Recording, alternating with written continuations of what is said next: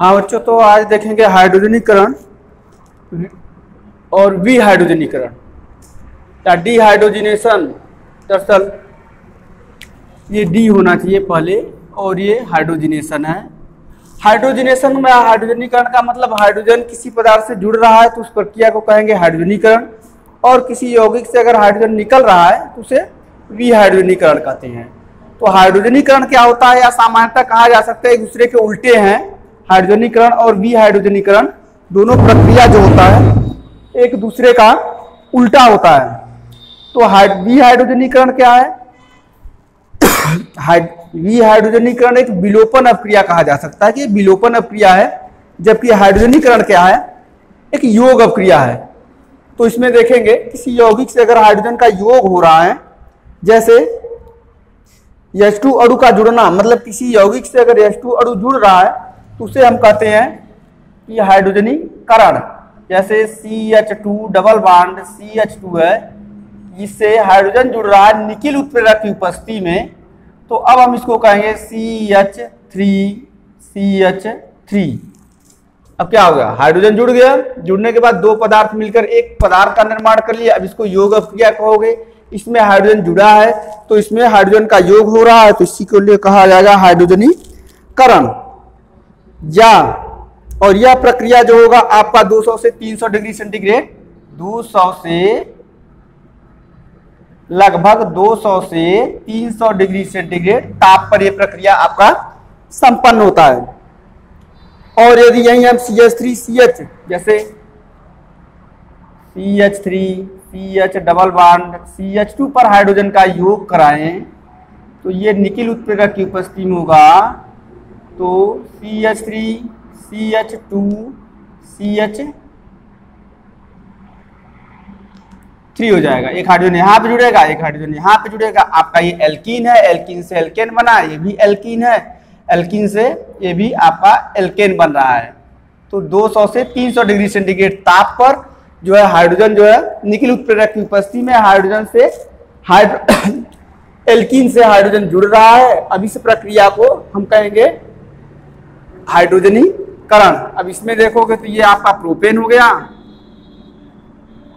और ये हो गया आपका एथेन, और ये प्रोपीन है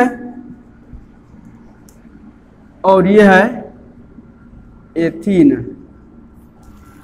और निकिल जो है उत्प्रेरक है और हाइड्रोजन जो है उससे जुड़ रहा है।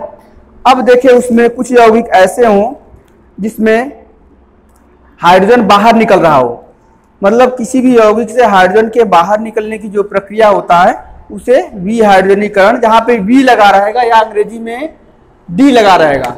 जैसे यहाँ पे क्या है डी या हिंदी में वी लगा रहेगा, वो वहां से आगे वाला पदार्थ गायब हो रहा होगा। या हाइड्रोजन का जुड़, किसी पदार्थ से हाइड्रोजन का जुड़ना हाइड्रोजनीकरण कहलाता है, और किसी पदार्थ से हाइड्रोजन का निकलना या विलुप्त होना, गायब होना, वो विहाइड्रोजनीकरण कहा जाएगा। तो जैसे CH3CH2OH है, इसको कॉपर की उपस्थिति में इसको हीट किया जाता है लगभग 300 डिग्री सेंटीग्रेड ताप पर गर्म किया जाता है। तो एक हाइड्रोजन ये निकल गया, एक और निकलेगा, तो CH3CHO प्लस H2 ये आपका बनता है एल्डिहाइड, और ये है अल्कोहल। मतलब अल्कोहल को या एथिल अल्कोहल को कॉपर की उपस्थिति में 300 डिग्री सेंटीग्रेड ताप पर गर्म किया जाता है, तो हाइड्रोजन निकल जाता है, तो अल्कोहल से वो एल्डिहाइड में कन्वर्ट हो जाता है।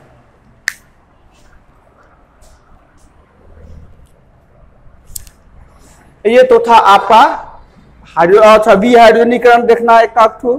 जैसे अब हम देखें CH3CHOH कॉपर की उपस्थिति में इसको भी 300 डिग्री सेंटीग्रेड ताप पर गर्म कर रहे हैं, तो ये दोनों हाइड्रोजन आपस में मिल जाएंगे, तो ये क्या बन जाएगा CH3COOCH3 प्लस H2। ये हो गया आपका कीटोन बना। और ये था आपका अल्कोहल। अल्कोहल में सेकेंडरी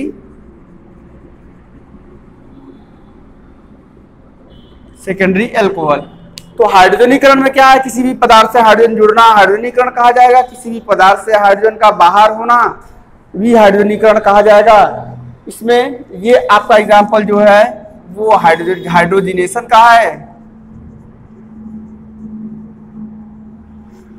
और ये है डिहाइड्रोजिनेशन।